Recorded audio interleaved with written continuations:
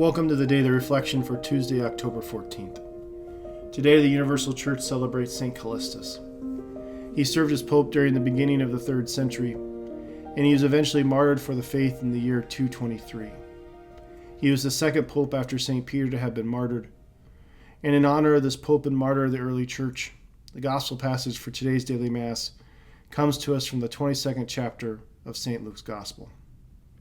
It reads, An argument broke out among the apostles about which of them should be regarded as the greatest. Jesus said to them, The kings of the Gentiles lord it over them, and those in authority over them are addressed as benefactors. But among you it shall not be so. Rather, let the greatest among you be as the youngest, and the leader as the servant.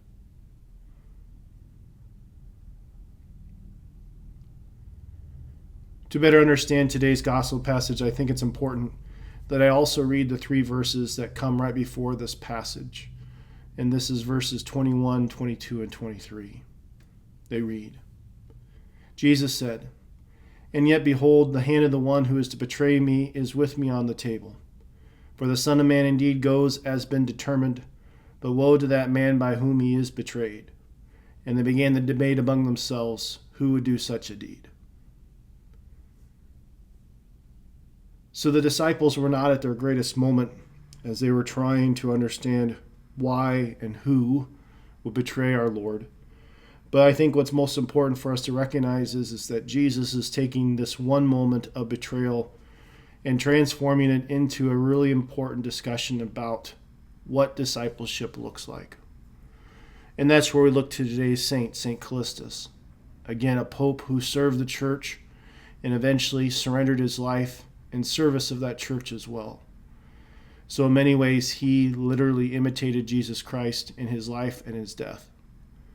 So we, as disciples of Jesus Christ, we are called again not to lord it over others, not to seek out power, privilege, and wealth, but again, we are supposed to literally lead as servants, to make sure that we always provide for others in such a way that we're showing forth that we're putting the 2 greatest commandments into practice, love of God and love of neighbor. But I think it's also important for us to recognize too that why don't we naturally go to the servant leadership?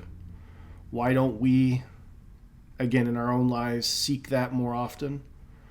Well, I think, to be honest, we don't see very good examples in our contemporary society of servant leaders. And as a result, we can be affected by this bad behavior that surrounds us. But also we know from our own lives that our personal sinfulness keeps us focused on being selfish, again, worried about the future, not being focused on the needs of others, but only our own needs. So again, we do not have good examples in our contemporary society, and we struggle with our own personal sinfulness. But again, our Lord wants us to make sure that we don't stay in our personal sinfulness. And furthermore, I think he calls us to push against some of the examples we see in our contemporary society. And of course, we know our Lord, by surrendering himself on the cross, provides not only the example, but also the model. Because again, he knew that he could have stopped his crucifixion. And he even asked in the Garden of Gethsemane, if this cup could pass from me, please let it pass. But he knew that the Lord needed him to make this ultimate sacrifice for the salvation of the human race.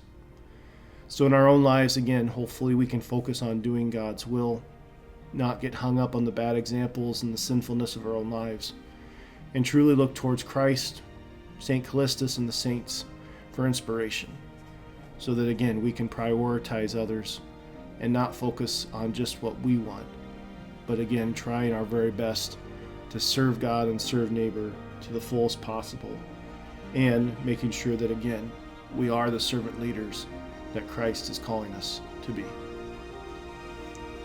Thanks for listening, and have a blessed day.